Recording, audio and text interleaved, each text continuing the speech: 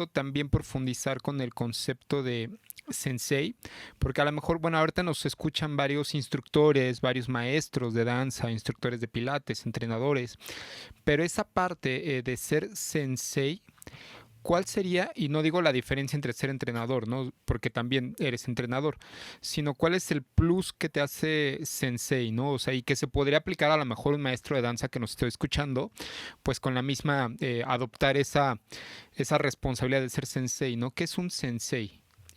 Perdón, ¿qué es un shihan? Que es un término un poquito más, un grado más avanzado, por así decirlo, para que nuestro público vaya entendiendo un poquito de qué se trata. Sensei se puede traducir literalmente como el que nace antes, el que nació antes.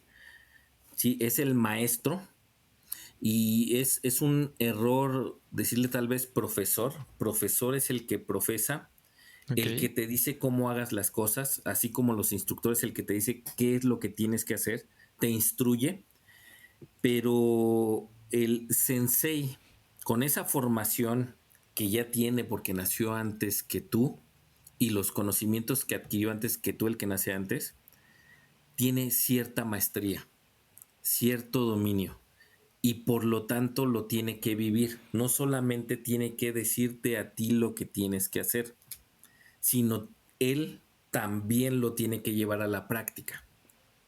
Esa es la principal diferencia, ¿no? Entre un instructor, entre un facilitador, entre un profesor y un maestro o sensei.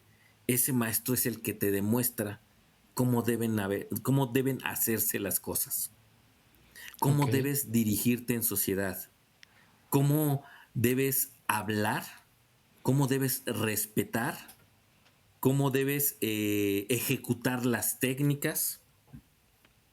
Y por supuesto, o sea, esa maestría hay que tener muy claro que la parte física se va mermando a lo largo del tiempo. Sin embargo, hay cierto toque, hay cierto sentimiento o emoción, feeling, se llama, ujú, que a pesar de que no pueda levantar el pie más arriba de la cabeza, a pesar de que ya se vea mermado en su fuerza, se le nota esa magia. Y yo creo que lo has notado en otras disciplinas también, ¿no? sí, sí, sí. Se le nota esa magia, se le nota el toque. Ese toque no lo pierde. Y pasa algo muy importante, José. Tal vez se llega a un máximo en la parte física y ese máximo lo puedas tú tratar pues de alargar ese periodo. Es decir, si la parte máxima está entre los 20 y los 35 años, lo puedes alargar 40, 45 y vemos que posiblemente hay gente que tenga cerca de 50 años y tiene buena habilidad física. Sin embargo, hay otra cuestión, la parte de conocimientos, la parte de análisis y el espíritu no tiene una curva de regreso.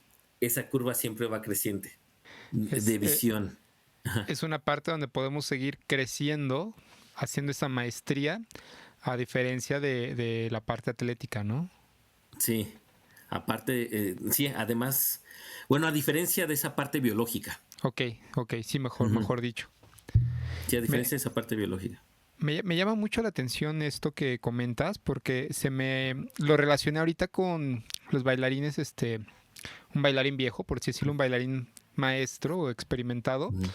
En Holanda, me parece, hay una compañía de bailarines que ya no están en la compañía. Hay tres compañías: los jóvenes, ¿no? Los que van creciendo, la compañía, y los bailarines ya como que en vez de estar retirados siguen bailando, pero tú los ves y tienen una proyección, un espíritu, un arte que los demás todavía no lo alcanzan, ¿no? Aunque físicamente los demás sean increíbles, ¿no? Sobre todo los más jóvenes, ¿no? Entonces yo creo que lo relaciono un poquito ahorita con lo que comentabas, este, con el concepto de sensei, ¿no? A lo mejor un sensei ya más maduro, más experimentado en la vida, ¿no? Sí, sí, así es. Y que inclusive desde que se para, ¿no? Que estás enfrente de él como que impone. Y esa imponencia se va haciendo cada vez más contundente conforme vas avanzando en el estudio. Y aquí me permito hacer la liga con la siguiente jerarquía, que es Shihan. Ujú. Shihan lo podemos ver así como el maestro de maestros. Es esa, es ese molde o figura ideal en alguno o varios aspectos, de tal manera que algunos maestros también puedan tomarlo como figura. Todos, todos necesitamos ese tipo de figuras y necesitamos ese tipo, ya sean de mentores o no mentores, pero sí personas a las cuales debemos admirar algo y que posiblemente no quiera ser totalmente como él, pero en cierto aspecto sí funciona como modelo, como molde. Y entonces sirve de inspiración para que tú te forjes en esa parte que te interesa, en esa parte que te inspira. Ok. Por ejemplo, mi maestro, el maestro Murata, el Shihan Murata, que fue el que trajo el Karate Do a México, pues sí, llegabas, saludo, practicar las técnicas básicas, inclusive ya te sabías su clase, practicabas técnicas básicas, hacías ejercicios caminando, un poco de combinaciones, 2, 3 minutos de combate libre, no mucho, repasabas las katas y entonces empezabas a filosofar. Pero ¿qué crees? Aprendías esa parte de karate, pero aprendías más de la filosofía y de lo que él me llamaba mucho la atención era en la parte del trato con las personas.